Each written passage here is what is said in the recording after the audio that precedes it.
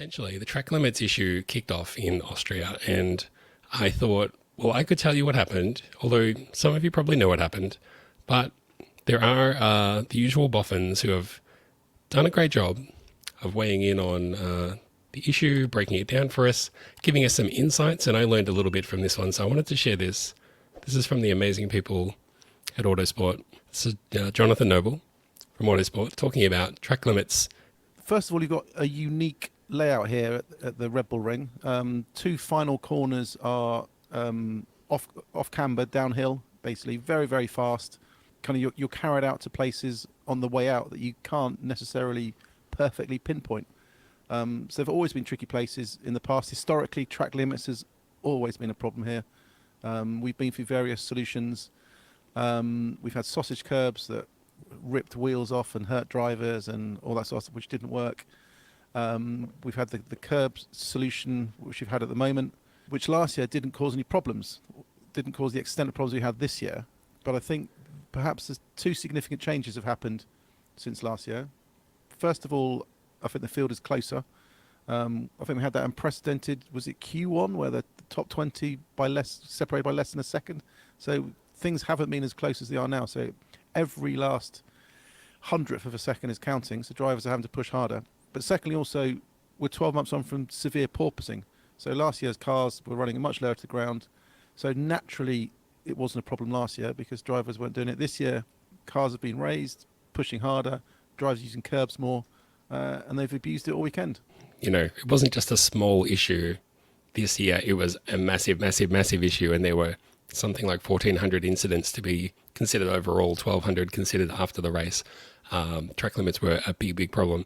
The report from last year from the track and from the steward says we advise that you do something about drivers abusing the track limits, and we advise that you install gravel traps. The problem with installing gravel traps at Austria is that they want to use the track for a MotoGP track, and like gravel traps and motorbikes just don't really go together so well.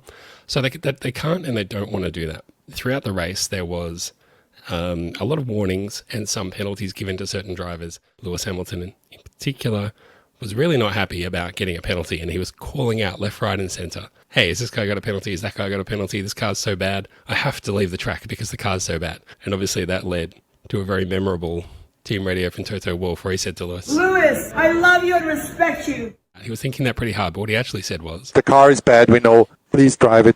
He was giving Toto Wolff the irrits. He was just getting under his skin and just kind of giving him the shits, and he decided to say something, which is amazing. The problem really was after the race, and I think what happened was there were so many problems during the race that they actually just didn't even realize the extent of the problem until after the race was done and won, and all the positions were announced and finalized, and you know the trouble really kicked off after that. I thought there was some penalties, no big deal. People left the track. They shouldn't leave the track if they don't want penalties. But then what happens? Things got very toxic because unfortunately, old mate Lewis Hamilton was demoted, I think, a place. He went from 4th to 5th or something like that. Some drivers were affected, some drivers weren't, but Lewis Hamilton was affected. What started to happen on Twitter, and I'll bring this up, a couple of hashtags started to trend.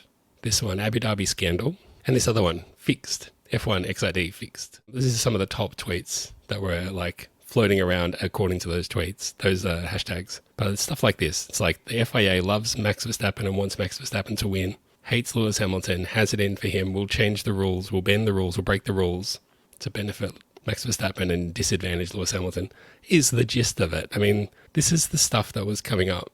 And this is after Lewis Hamilton exceeded track limits and was given penalties accordingly. And we get stuff like this. We will not forget 12/12/2021. I stand with Lewis Hamilton. That was a bad thing that happened in Abu Dhabi. I get it. It's a year and a half on. You can see some of these horrible memes. Now, I mean, I'm not saying like, hey, big surprise everyone, there's dark stuff on the internet, but it's like, this is what's kicking around, right? And I saw things along the lines of, hey, isn't it interesting that we were told after Abu Dhabi that when the announcement is made, you know, the positions are settled, there will be no changing the positions. Everything's sorted. We can't change it. That's what the FIA told these people. And I saw some tweets along the lines of, oh, isn't that interesting? After the Austrian Grand Prix, that you can change the order and apply penalties retrospectively. Isn't that interesting? Because you told us after Abu Dhabi you couldn't do that. Interesting. when Hamilton wasn't even on the podium to get demoted one position or something, and that's the reaction. It's so strange. It was a combination of a lot of things, I understand, but essentially the elements in play were Lewis Hamilton, track limits, penalties, and the implications of the 2021 season. Now, I'm of the mind that if you know the rules and break the rules, there may be consequences. And if someone else breaks the rules, there's a path for recourse for you. I did, as I was investigating things, as I'm wont to do, I did dig up this video, which I thought was interesting. Let's just have a little watch. And let's just have a little listen. See where this takes us. Why Hamilton going off track 29 times was legal. There is no denying that the first round of the 2021 season was a banger. We had Lewis Hamilton and Max Verstappen duelling in the desert for the win, especially on lap 53 when the Red Bull went swooping round the outside at turn 4 to take the lead, albeit for a few corners before handing back the position to the 7-time champ. It turned out that the stewards had been on the phone to Christian Horner asking them to concede the position after an illegal overtake with 4 wheels off the track. If this was an isolated incident, you'd think, fair enough. That's pretty consistent with what we've seen in previous Formula 1 races. However, this wasn't the case. The stewards had decided that in practice sessions and qualifying, no driver would be allowed to extend turn 4. But in the race, they changed their approach completely and said the track limits at the exit of turn 4 will not be monitored with regard to setting a lap time. Notice how it says lap time at the end. This explains why Hamilton was able to get away with going off the track 29 times in this area, because he was simply allowed to. When it comes to actual wheel-to-wheel racing, there's another rule in place under the sporting regulations which stops drivers from gaining a lasting overall advantage by leaving the track. But you can see why a lot of people then questioned how extending a corner throughout a race isn't also gaining a lasting overall advantage. These kind of rules really frustrate me.